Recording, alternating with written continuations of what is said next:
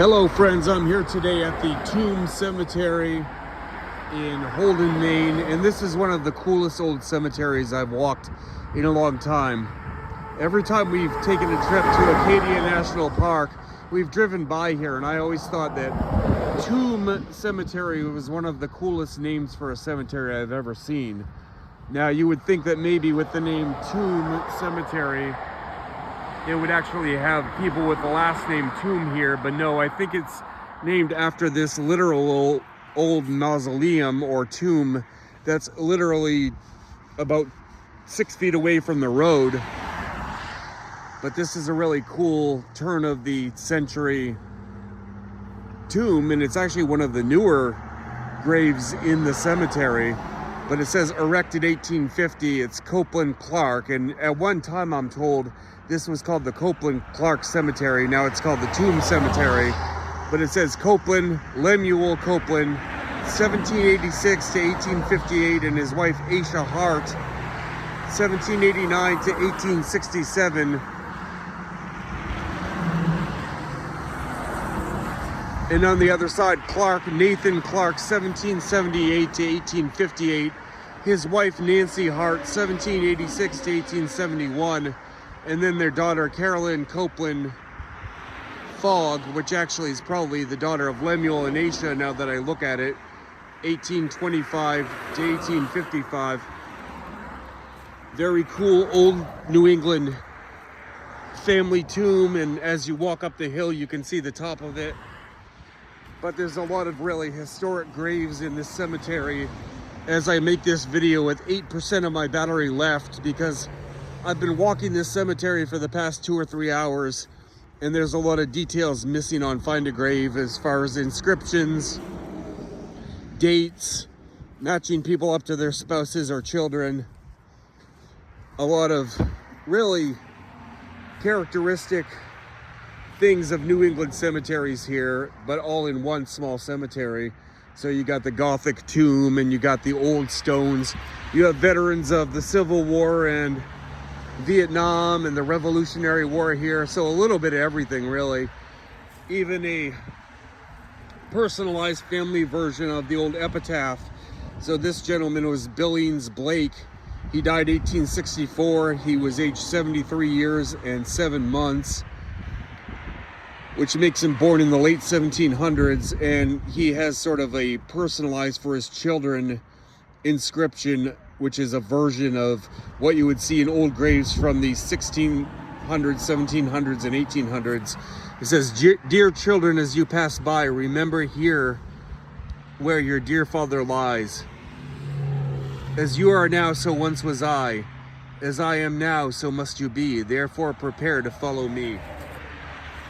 The original says something like, "Stranger, cast a glance as you walk by. As you are now, so once was I.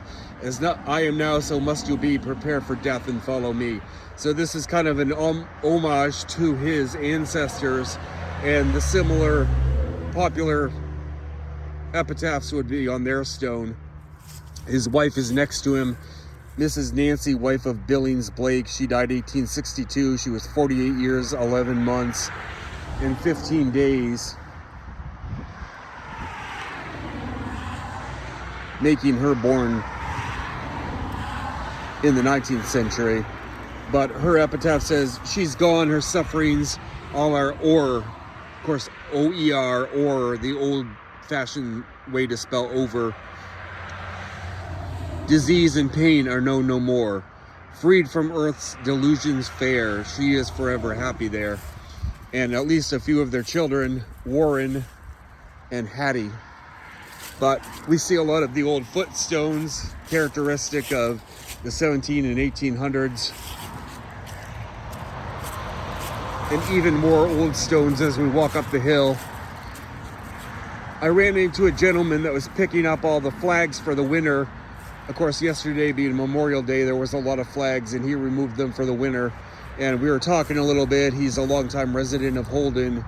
Told me a little bit of history. I told him a little bit of history that I found out. But this is the original stone of General John Blake, Revolutionary War general.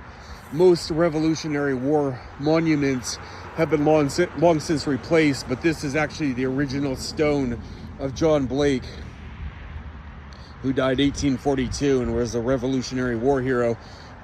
I actually made another video for another day of him, just him and his wife, while I was here.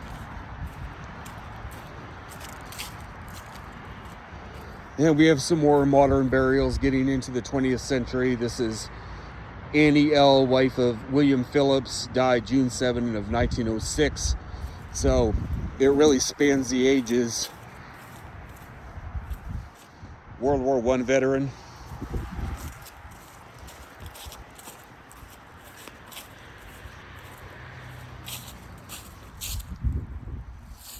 And this is actually the modern era. There's a Vietnam War veteran,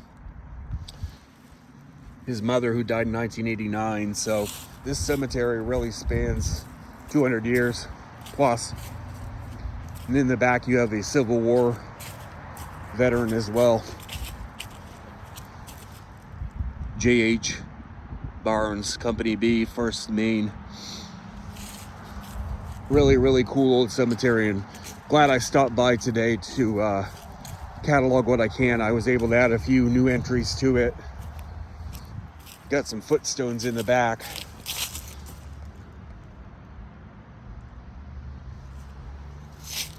Now, at first I thought those footstones belonged to these stones, but totally different era. That would be probably no later than 1850, and these are the mid 20th century. This one is actually from 2003, so totally different eras, but same plot.